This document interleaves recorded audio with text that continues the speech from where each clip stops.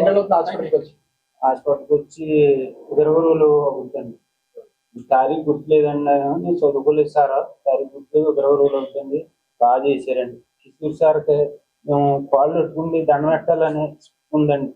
అంత అలా ఉందండి. 2 కాళ్ళు కొట్టుకుని దండం పెట్టాలని అనిపిస్తుందండి నా మనసులోను.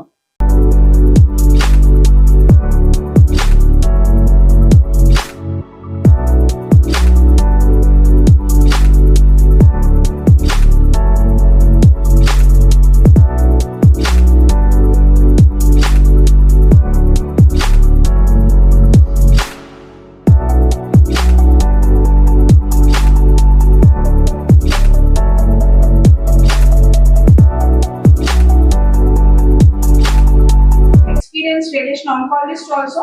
Immediately after surgery, we have given a dose of radiation to both hip joints, and then we have started him mobilizing day 1 after surgery. You are seeing this patient; he is just 10 days post-operative period. Immediate post of mobilization, immediate ga nalpich chesamu, weight bear chepichi, and strengthening and gait training is going on. And ilanti extra bone formation mali prevent cheyadaniki we have given single dose of radiation and protocol some medications also. So these cases of extensive heterotrophic ossification present immense surgical challenges. Restoring walking capability after 3 years of total immobility proves that targeted reconstructive surgery combined with rehabilitation can dramatically transform patient outcomes. So he needs physical therapy from now onwards. At least he will take for 1 month to completely walk independently freely. These are some surgical pictures. After surgery, limb anta straight అయిపోయింది. Multiple release చేసాము hip level లో, అంటే తొంటి భాగం దగ్గర, మోకాలు వెనకాల, మళ్ళీ గుత్తుల వెనకాల. This is equal right limb, right side almost ఇలా ఉండింది, స్ట్రైట్ అయిపోయింది.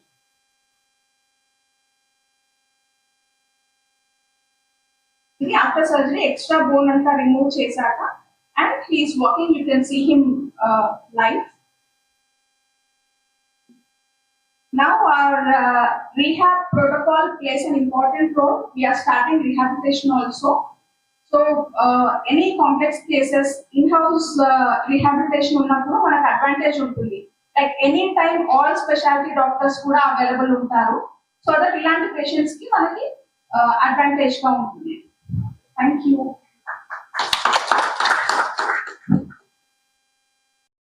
Use bore అయితున్నారని చెప్పి I wanted to give you another flavor. Anyways, thank you very much. As usual, you are a part of our family and welcome back. So, anyway, me and that tells in there, but we are known to be market leaders in hospital work. ఇలాంటి కొన్ని వందల కేసులు చేశాను. It's not only 1-2 కాదు, వందల కేసులు చేశాను.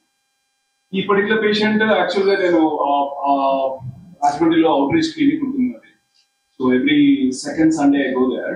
3 hours వెళ్తాను. సో అక్కడ నా క్లినిక్ వచ్చారు పేషెంట్. వీళ్ళ ఫ్యామిలీలో ఒక 3-4 మనం సర్జరీ చేస్తాం. అవి కూడా అన్ని ఎక్స్ట్రీమ్ కేసెస్. సో ఈ పేషెంట్ ఏంటంటే 3 years గా he was bed ridden because of some head injury. Extra ventilator మీద పేషెంట్ ఉన్నప్పుడు ఎక్స్ట్రా బోన్ ఫామ్ అవుతుంది మల్టిపుల్ ఏరియాస్. అది కూడా ఏంటంటే ఫిజియోథెరపీ అగ్రెసివ్ గా చేసినప్పుడు, బోన్స్ ఫామ్ అయినప్పుడు వాళ్ళ పేషెంట్ రికవర్ అయినా కానీ జాయింట్స్ మొత్తం డిఫార్మిటీ అయిపోతుంది, ప్లస్ మసిల్స్ అనే అట్రోఫీ అయిపోతాయి.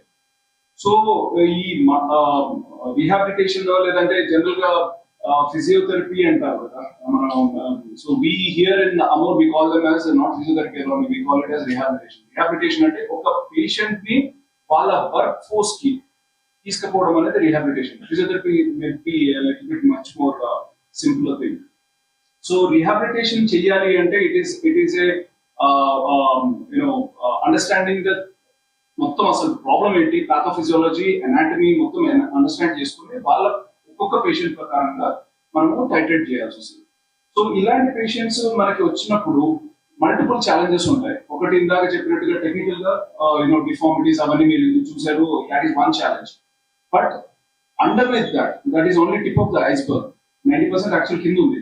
Like 3 years ఒక patient minimal mobility bedridden ఉన్నప్పుడు multiple problems ఉంటాయి. Like DVT problems, lung అంత expand అయి ఉండదు. సో ఇలాంటి పేషెంట్స్ ని సర్జరీకి తీసుకెళ్లాలంటే we need to have a team of anesthetists, critical care who are very important for us. As a surgeon, it's a technical thing for us. But our support, అది understand చేసుకుని ఇలాంటి patient ని బయటికి మంచిగా proper గా with good results తీసుకురావాలంటే ఒక proper critical care and anaesthesia ER team ఉండాలి. That is head by our doctor Pratheesh and Dr. Jagdish, who is there as a anesthesia and critical care head. So వాళ్ళు అంటే మేము as a surgeons we come stand మా face కనిపిస్తుంది కానీ వాళ్ళు actually the back bones అండి. So దాని తర్వాత ఈ పేషెంట్ కి ఎక్స్ట్రా బోన్ ఫామ్ అయినప్పుడు మళ్ళీ మనం తీసేసినప్పుడు అంటే తీయాలంటే ఎక్స్ట్రా బోన్ ట్యూమర్ లాగా. సో దానికి ఏరియాస్ ఉండదు, ఎక్కడ పడితే అక్కడ వస్తుంది. సో మనకి కరెక్ట్ గా అండర్స్టాండింగ్ చేయకపోతే అక్కడ వెసల్ ఇంజరీస్ అంటే బ్లడ్ వెసల్ ఇంజరీస్ తర్వాత నర్వ్ ఇంజరీస్ అయ్యే ఛాన్సెస్ చాలా ఎక్కువ ఉంటాయి. So we need to have a proper monitoring system surgery చేసే ముందు. సో దానికి ఒక MRI కావాలి, CT యాంజియో కావాలి. ఆల్ దీస్ ఇన్వెస్టిగేషన్స్ చేసిన తర్వాత టెక్నికల్ మనం చేసిన తర్వాత మళ్ళీ వచ్చే ఛాన్సెస్ చాలా ఎక్కువ. సో మనకి అది మళ్ళీ రాకుండా ఉండాలి అంటే we need to do a radiotherapy ఇస్తాం. సో దానికి డాక్టర్ శాంత మేడం ఉన్నారు. She is the radiation oncologist and she is done a wonderful job. So ఇలాంటి కేసెస్ కి ఇమీడియట్ గా ఈ రోజు ఆపరేషన్ అయితే రేపే రేడియేషన్ ఇస్తాం. సో రేడియేషన్ ఇచ్చిన తర్వాత ఇమీడియట్ గా మేము వాక్ చేపించడం స్టార్ట్ చేస్తాం. సో వాక్ చేపించడం స్టార్ట్ చేసిన తర్వాత కూడా ఇమీడియట్ గా ఒక 72 hours వరకు మల్టిపుల్ ప్రాబ్లమ్స్ వచ్చే అవకాశాలు ఉంటాయి. సో వాటిని ప్రాపర్ గా మనం ఎస్టిమేట్ చేసుకొని ఆ ప్రాబ్లమ్స్ రాకుండా చూసుకొని దాన్ని పేషెంట్ కి గుడ్ రిజల్ట్ ఇవ్వడం అనేది it is a proper teamwork and it is not a one-man show. So there are number of people involved and very highly specialized people involved in this, and I'm proud to say that at Amor we have that team. And see, 90% of the time same gaadu, 10% of the time some complications can arise. Our complications ని తట్టుకునే institute ఒకటి create చేయగలిగాం మనం ఈ కుకట్పల్లి ఏరియాలో. All your support we are there here. Thank you very much.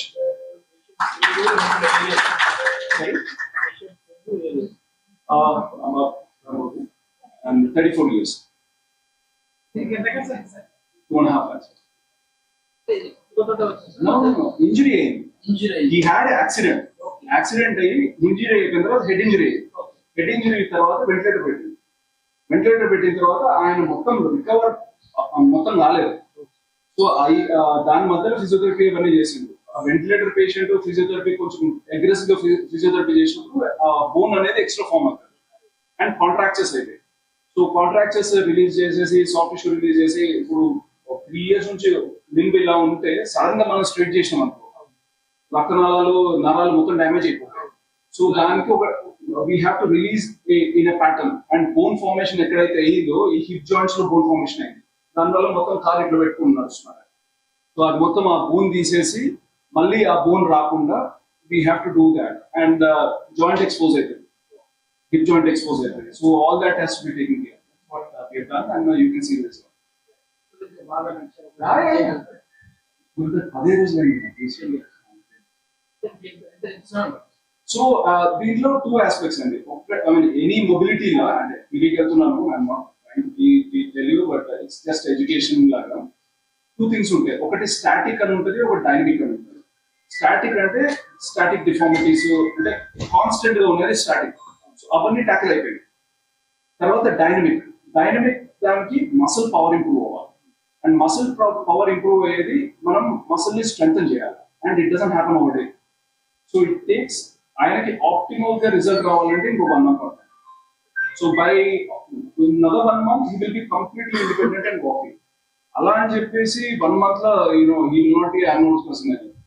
Obviously you need to keep doing exercises and strengthening his muscles.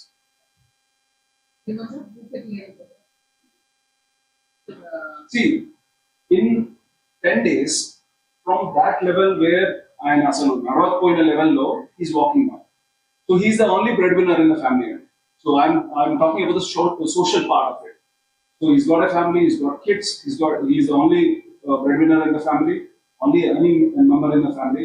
Madhya Targati or low middle class or in that group, 3 years one person is not working and it makes a lot.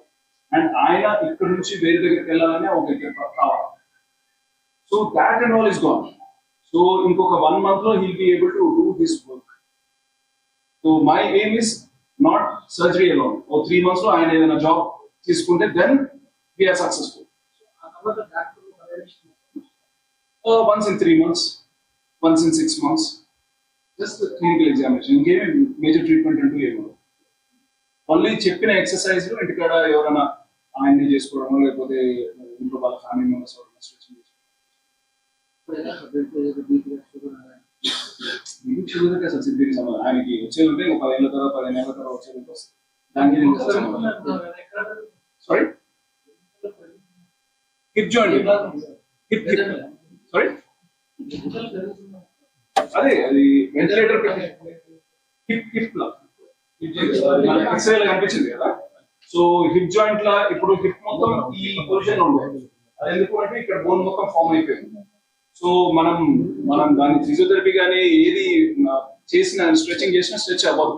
So ఆ bone తీసిన తర్వాత కూడా మళ్ళా bone form అయ్యే అవకాశం ఉంటుంది. కానీ heterotrophic ossification ఉంటుంది. సో అది మళ్ళా రాకుండా తీసిన తర్వాత కూడా మళ్ళా రాకుండానే మనం రేడియేషన్ ఇవ్వడం.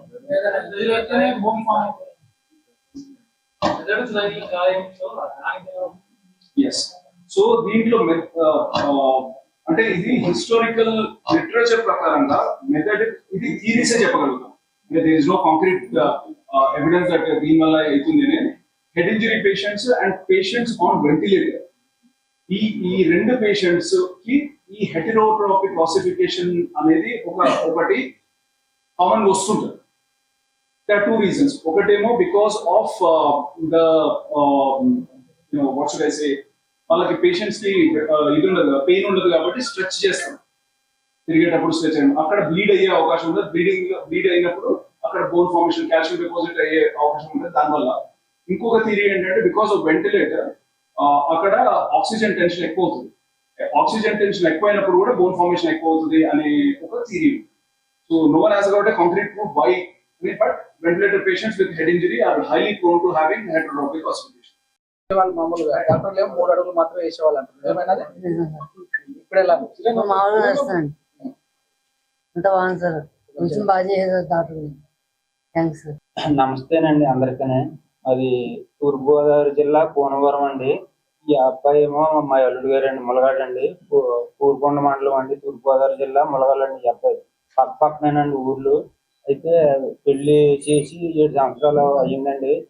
అయితే ఇద్దరు చిన్న అబ్బాయి అని చిన్న పాపనండి ఇద్దరు. అయితే యాక్సిడెంట్ జరిగిందండి రాజమండ్రిలో యాక్సిడెంట్ జరిగితే రాజమండ్రిలోనే వైద్యం చేయించాక ఇంటికి తీసుకొచ్చాక 3 సంవత్సరాల నుంచి ఇంకా మంచం మీద ఉండిపోయాడండి. అలాగా ఫిజియోథెరపీ చేయించాం, ఏం చేయించినా కానీ నడవలేకపోయాడండి అసలు. అలాగలాగా అయిపోతే అప్పుడు ఈ అయ్యగారు ఆ వైద్యం చేసి ములగాడోళ్ళకి ఎవరికో చేసారంటండి. వాళ్ళ ద్వారా అలా తెలిసిందండి. అయ్యగారు చేశారని తెలిస్తే రాజమండ్రిలో కలిచారండి. కలిసి మా ఊళ్ళో తీసుకొచ్చారండి. తీసుకొస్తే వైద్యం కాలుకి 3 చోట్ల చేశారండి. 3 చోట్ల ఒక్కొక్క కాలుకి చాలా బాగా చేశారండి. బాగా చేసాక ఇప్పుడు బాగా నడవాలి ఉన్నాడండి. గొట్టం పుచ్చుకుంటే నడిచేస్తున్నాడండి. ఓ రోజు బాగా నడుస్తున్నాడండి. ఈ అయ్యగారికి మేము కృతజ్ఞతలు చెప్పుకోవాలి, రుణపడి ఉంటామండి. చాలా బాగా చేశారండి వైద్యం. హాస్పిటల్కి వచ్చి 20 రోజులు అవుతుంది. తారీఖు గుర్తులేదండి, నేను చదువుకోలేదు సార్. తారీఖు గుర్తులేదు, 20 రోజులు అవుతుంది. బాగా చేశారండి. కిషోర్ సార్కి మేము కాళ్ళు పెట్టుకుంటే దండం పెట్టాలని ఉందండి. అంత అలా ఉందండి. 2 కాళ్ళు కొట్టుకుంటే దండం పెట్టాలని అనిపిస్తుందండి నా మనసులోను. అంత బాగా చేశారండి వైద్యం. ఇప్పుడు ఏమో నడవగలుగుతుందండి. మా ఫ్యామిలీ అంతా కూడా మంచి సంతోషంగా ఉందండి.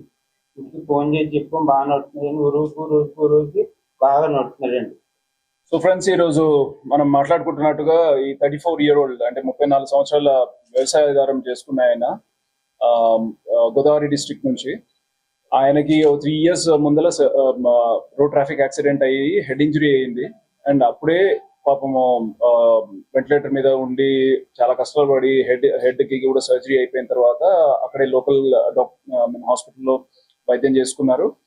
దాని తర్వాత రికవర్ అయ్యాడు. అంటే ఇన్ టర్మ్స్ ఆఫ్ బతికి బయటకు వచ్చినా కానీ he was totally bed ridden, bed పైనే ఉండిపోయాడు 3 years. సో అండ్ ఎందుకు అంటే మొత్తం కాళ్ళల్లో అసలు శక్తి లేకుండా అండ్ డిఫార్మిటీ, అంటే మొత్తం వంకరగా ఉండేసి అసలు నడలేకపోయిండు. అండ్ ఆ పరిస్థితిలో ఒక 1 month బ్యాక్ మనకి అక్కడ రాజమండ్రిలో I had seen him. And దాని తర్వాత ఇక్కడికి వచ్చారు. వచ్చిన తర్వాత సర్జరీ చేయడం జరిగింది ఒక 15-20 days back.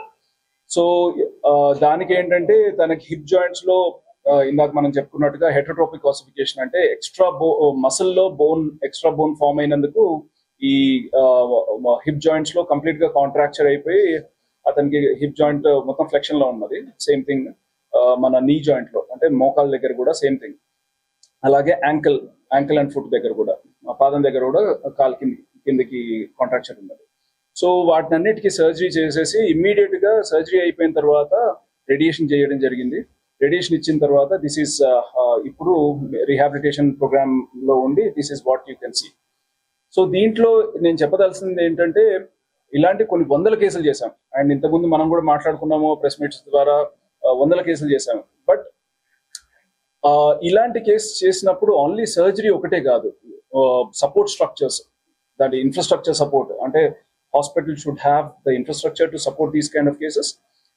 The technical capability of the doctors and the medic and paramedic staff, వాళ్ళకు కూడా technical capability and experience ఉండాలా.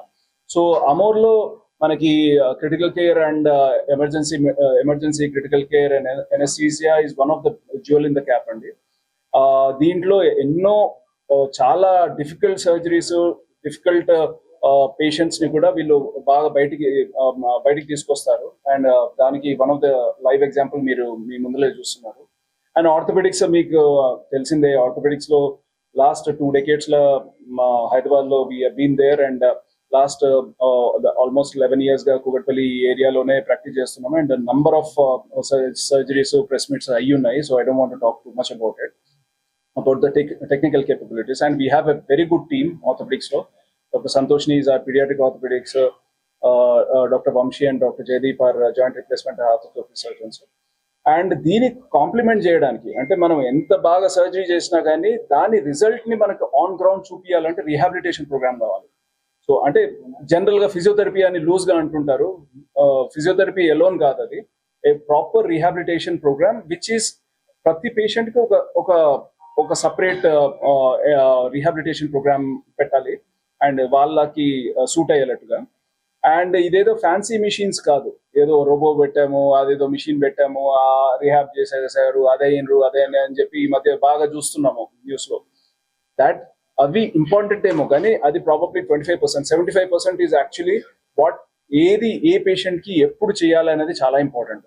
అది ఆ డాక్టర్ అండ్ ఫిజియోథెరపీ డిపార్ట్మెంట్స్ లో కోఆర్డినేషన్ చేసుకొని అది చేస్తేనే కానీ మనకి ప్రాపర్ గా ఇది రిజల్ట్ వస్తుంది. అండ్ రేడియేషన్ ఆంకాలజీ, ఇప్పుడు మన అమోర్లో ఇక్కడే we have a cancer centre కాబట్టి రేడియేషన్ మిషన్ ఇక్కడే ఉంది కాబట్టి వెరీ నెక్స్ట్ డే మనకి రేడియేషన్ ఇవ్వడం జరిగింది. And we have a very specialised doctor Shanta who's a radiation oncologist with అస్.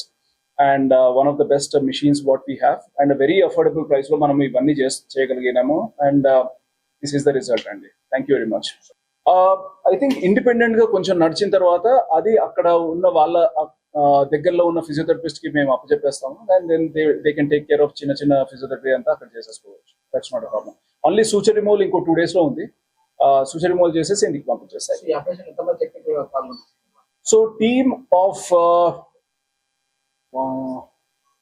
ఒక 4-5 అండి. అంటే ఎనస్థీసియా, తర్వాత డాక్టర్స్, తర్వాత ఫిజియోథెరపీ అండ్ ఒక